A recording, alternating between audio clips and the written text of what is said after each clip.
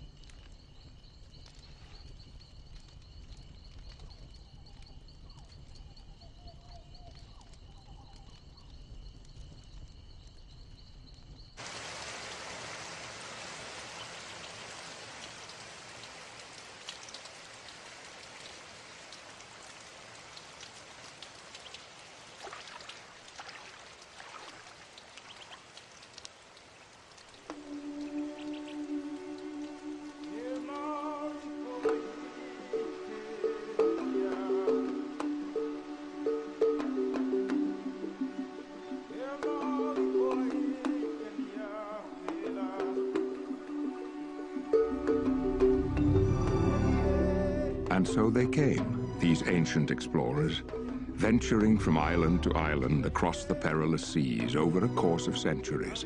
Stewards of the ancient gifts, they carried forth their treasures, planting and nourishing these wonders of nature, which would bless their lives and the lives of generations to come. Whenua, te whenua. Te rai, e te rai. E te atua e. Amai te mai te e hotu. Here, in this most perfect environment, alongside their sacred plants, these people would flourish.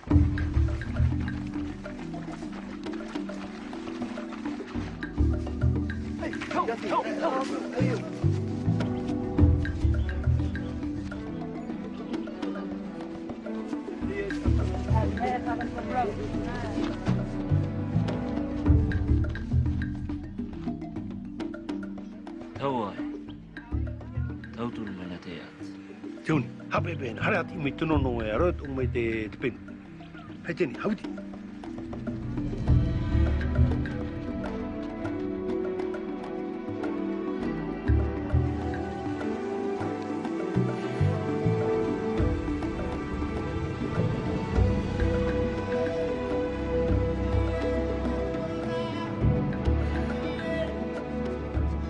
Most prized and revered among the sacred plants received from the ancients was a peculiar fruit-bearing tree referred to as NONI.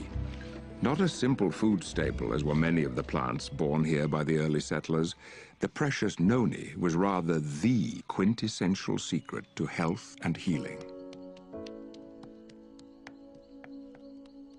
Honored traditions stemming from before recorded time held that NONI could relieve suffering and restore a man from weakness and pain.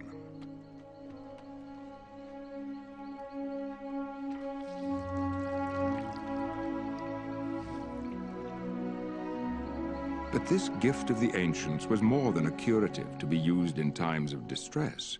NONI, it was also held, could increase any man's longevity through inciting vitality and by reconciling his body to a state of perfect health.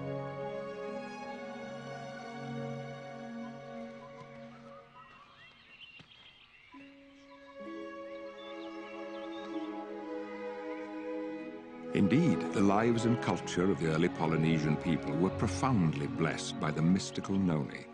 Their destinies were intricately intertwined. Together, they had been swept away to this remote island paradise from which all Polynesia would spring. Here, nurtured by pristine bounty, they had thrived. And yet to the rest of the world, these people and their sacred noni were otherwise forgotten or unknown. But such would not last forever. Centuries later, Ralph M. Heinecke would receive his doctorate in biochemistry from the University of Minnesota. Upon this accomplishment, his first desire was to escape the cold Minnesota winters, and so he took a job with the Dole Pineapple Company in Hawaii. It seemed merely a practical choice at the time, but unforeseen to Dr. Heinecke, fate was steering him down a path that would lead to astonishing discovery. My assignment was to find applications for the enzyme which I had developed a method for producing from the pineapple stem. Now this enzyme which I got from the pineapple, which I've been calling bromelain, they found that it had many, many other medical applications in addition. But they asked me to purify the enzyme, and we found that the more we refined it, the less active the product was. Still, something in this enzyme, this bromelain solution, was giving its crude preparations potent pharmacological properties. In 1972, after many discouraging years of research, Dr. Heinecke would finally identify this mysterious ingredient as a new alkaloid, to which he gave the name zeronine. Years later, he would successfully patent this same substance. Convinced of zeronine's positive health value, Dr. Heinecke set out to find a food source that could be viably used as a food supplement for the benefit of the masses. Here was this tropical island with many plants which I had never seen before. And among them was a strange green fruit called noni. And the Hawaiian people told me that was a very important medicine. When I had tested it, it actually had more material than did the pineapple. Based on the findings of his research, Dr. Heinecke would publish key articles in several scientific journals. Within only a few years, these articles would spark the interest of a man being led on his own journey of discovery. Through the initial discoveries of this fruit, I realized the great potential. And it was when I came across a paper by Dr. Ralph Heinecke. He described in this paper the mechanism of how and why it works. Everywhere I went on the island of Tahiti, the most interesting things happened. The native Tahitians began telling me stories of the nono fruit, how it helped their grandmother or their grandfather, their aunt, their uncle. But there was still a major obstacle. There simply wasn't enough fruit to support a large company. Through a translator, however, I learned that there was a super abundant supply of the nono fruit on the islands of Marquesas, nearly 1,000 miles away.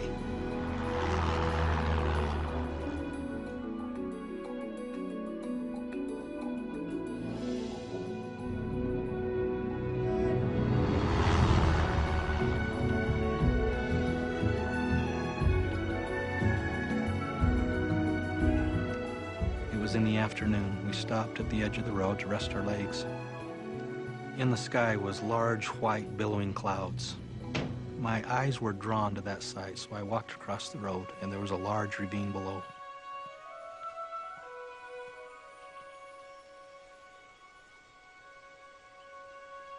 It was a stunning sight.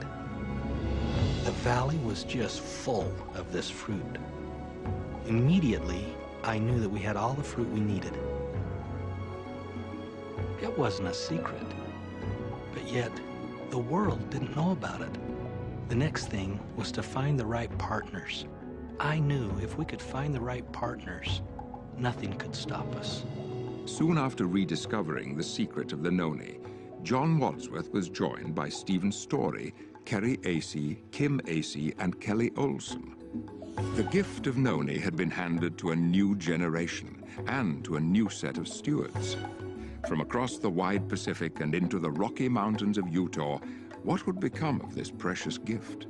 What would these new stewards, a company called Tahitian Noni International, do with this awesome responsibility? We are heirs. We have become part of this story.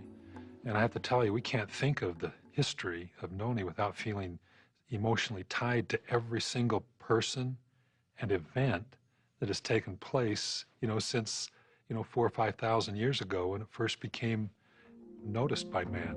As people around the globe continue to embrace Tahitian noni juice, the company grows beyond imagination. Consider this. Tahitian noni juice, along with other products derived from the noni tree, is now distributed in over 60 countries and represented by distributors from more than 72 nations. Tahitian noni juice has become one of the top brands of health products in the world, dominating the industry with 90% of the noni market. In fact, on average worldwide, it takes less than 2 seconds for the next bottle of Tahitian noni juice to be sold. Indeed, it is enjoyed by millions.